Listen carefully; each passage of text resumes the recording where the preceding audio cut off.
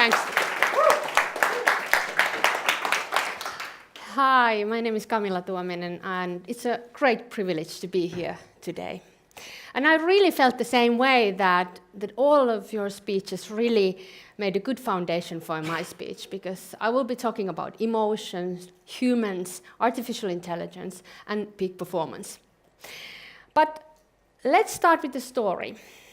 When I was 25, I was a management consultant.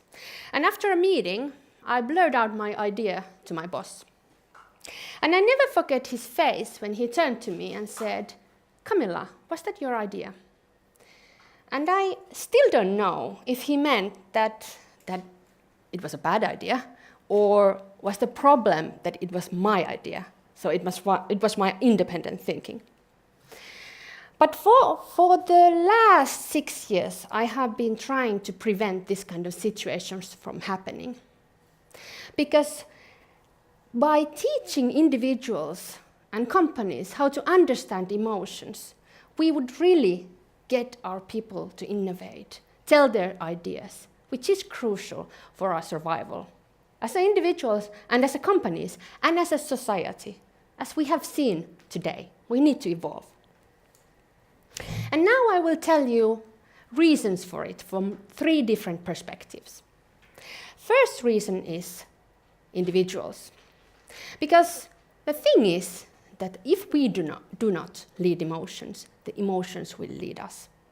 And oftentimes we lose our cognitive skills. Because many of the negative emotions, like fear, anxiety, stress, they make our thinking really narrow. Because it was a really good thing, if we think of evolution. If you have a lion in front of you, you better concentrate on the lion, because that might be your last day on Earth.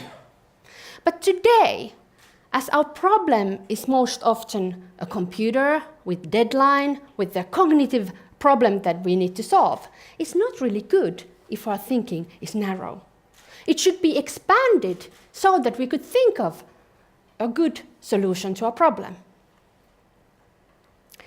The next reason is that companies have to understand emotions. This is one of my favorite studies. It was made by INSEAD and Aalto, and they wanted to know that what happened to Nokia mobile phone department when they ended up in so much trouble. And what they concluded was that Nokia collapsed because of fear.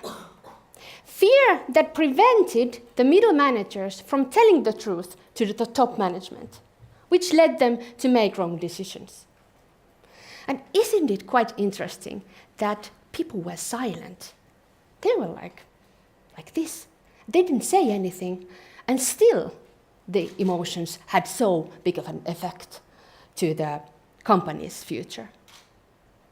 And my last perspective is, of course, the future.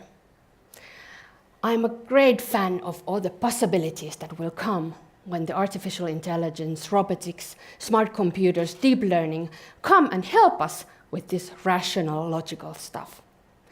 Because we might think that, okay, we are so rational and, emotions don't belong to the workplaces, we are facts-oriented. You only need to read Kahneman's book on Thinking Fast and Slow to understand that we are not really rational. Our thinking is biased, and these are just a few of the biases that we have.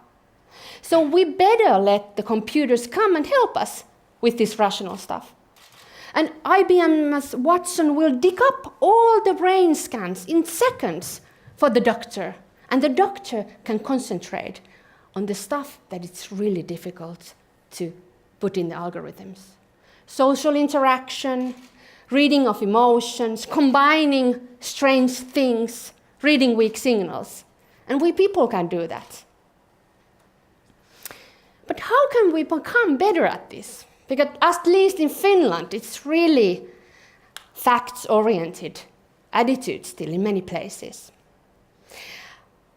I combined it or summarized it in one picture. This is, I think, the problem and the solution. The thing is that we cannot order emotion. We cannot say to other people that be excited, tell me, innovate.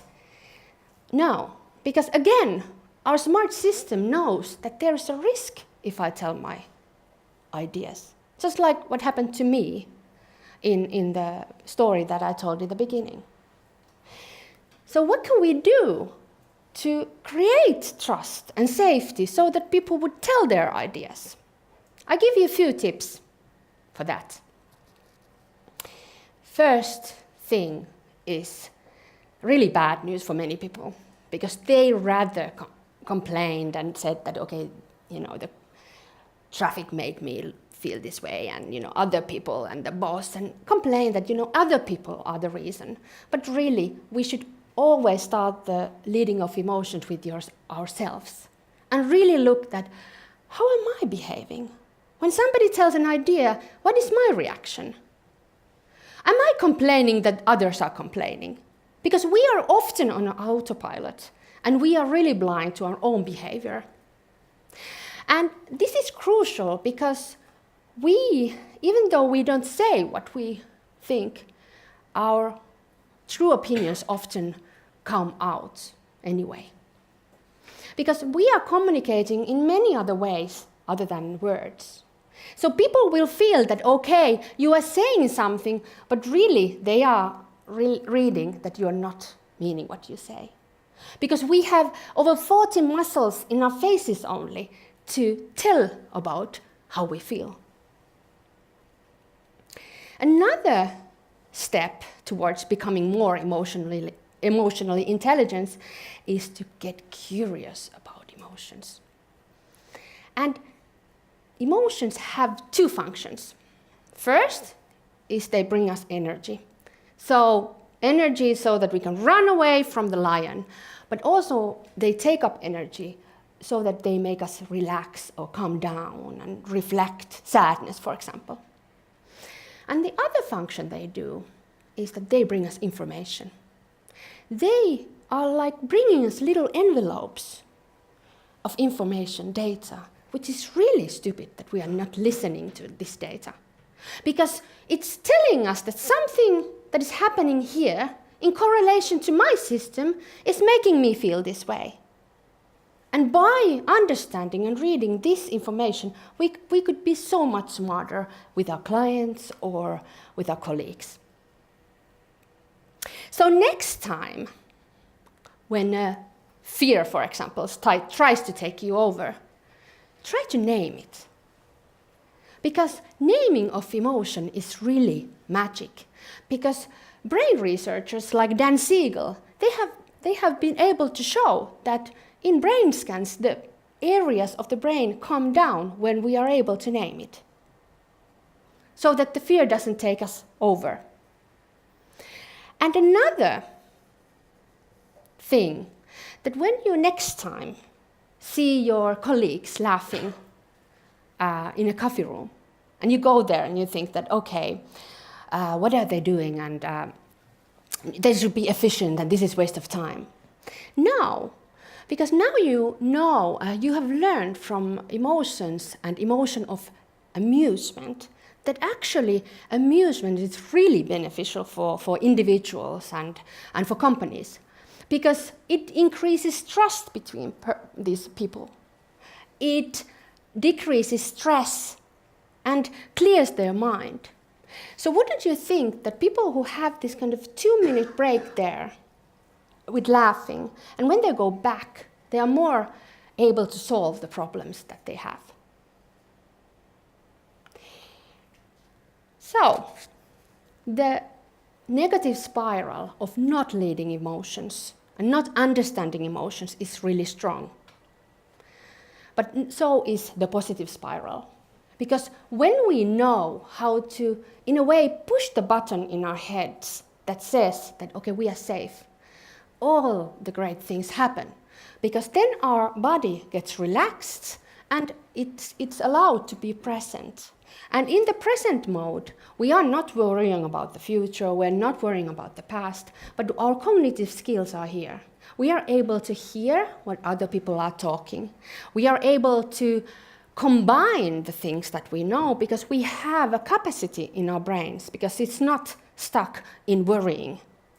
We are able to say out loud the the vulnerable things, our ideas, because we feel safe, and all the other positive things that happen when we feel safe.